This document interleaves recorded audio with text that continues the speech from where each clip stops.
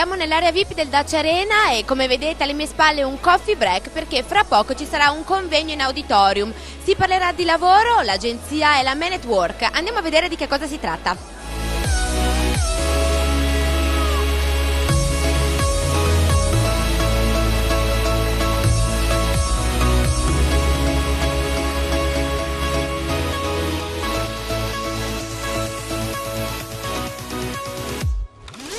Noi siamo un'agenzia per il lavoro molto radicata qui in Friuli, aiutiamo le aziende ad avere successo tramite la migliore gestione del personale e aiutiamo i candidati e i lavoratori a sviluppare il miglior percorso di carriera.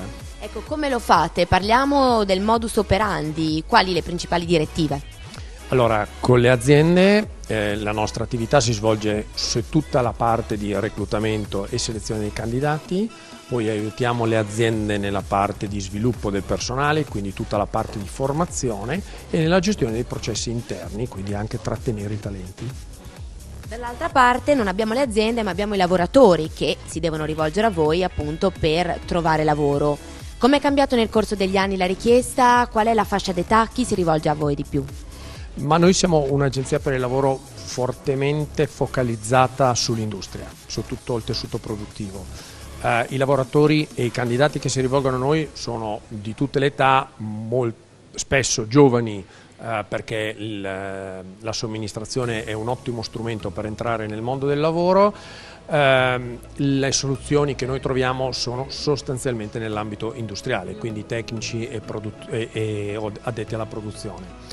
Negli ultimi anni soprattutto il tessuto friulano è molto cresciuto, si è molto sviluppato e quindi il fabbisogno di personale anche qualificato è molto forte ed è molto difficile trovare profili, diciamo, con competenze tecniche e produttive. Però possiamo dire che chi è qualificato il lavoro lo trova? Sì, certamente. Chi è qualificato in questo momento lo sceglie il lavoro.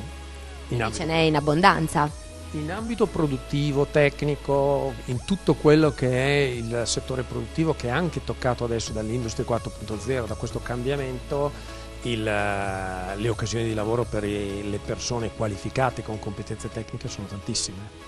Ecco, lei ha appunto detto che siete molto radicati qua nel Friuli Venezia Giulia. Non è casuale la scelta del Dacia Arena per questo convegno? No, il Dacia Arena è un fantastico punto di riferimento per le aziende, per le imprese del territorio e ci è venuto naturale creare un evento per incontrare le aziende, per parlare del cambiamento indotto dall'Industria 4.0, da quello che succederà nei prossimi anni. È venuto naturale farlo qui, che è un centro di riferimento importantissimo. Anche perché non è la prima volta, quindi vi siete trovati bene? Ci siamo trovati benissimo. Frequentiamo spesso il Dacia Arena, le nostre filiali che sono qui attorno hanno ragazzi che sono anche tifosi, per cui ci viene facile frequentarlo e accompagnare i nostri clienti a vedere le partite.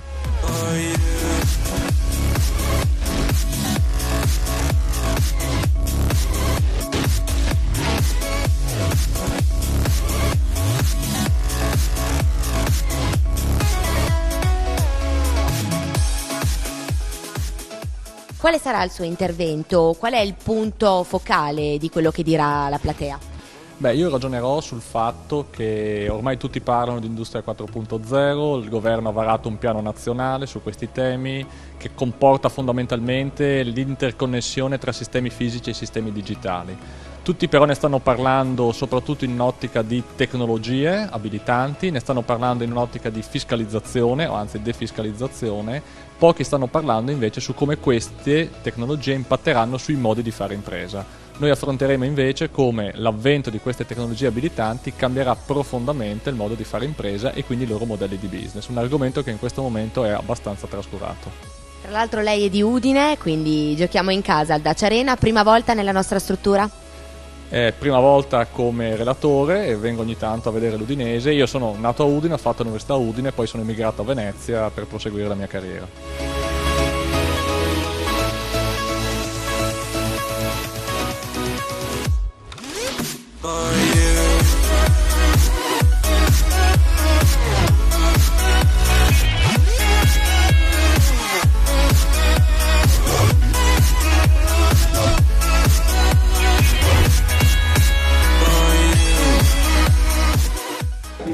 vorrei iniziare con una metafora che è questa. Molti ritengono che il cambiamento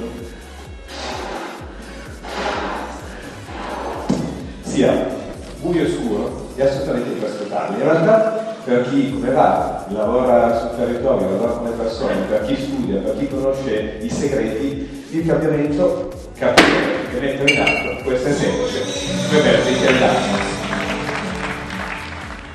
Siamo qui con Walter Rolfo che appunto interverrà oggi al convegno, non solo illusionista ma anche conduttore, ha appena scritto un libro, una marea di cose. Oggi sarai un motivatore. Sì. Io difatti teorizzo di essere lucidamente schizofrenico, perché io sono nato mago, poi mi sono involuto e evoluto ingegnere, dipende dai punti di vista, ho vissuto una vita in Rai facendo trasmissioni, quindi ogni tanto sono un po' confuso da me stesso. Adesso, come dicevi giustamente tu, ho anche scritto un libro, insomma, che dà un senso alla mia logorrea, ma oggi parleremo di impossibile e parleremo di cambiamento, cioè sveleremo come in realtà il futuro che vediamo davanti non sia così misterioso per chi sa guardare con gli occhi giusti. Sei un illusionista ma non intervieni per dire che trovare un lavoro è un'illusione oggi.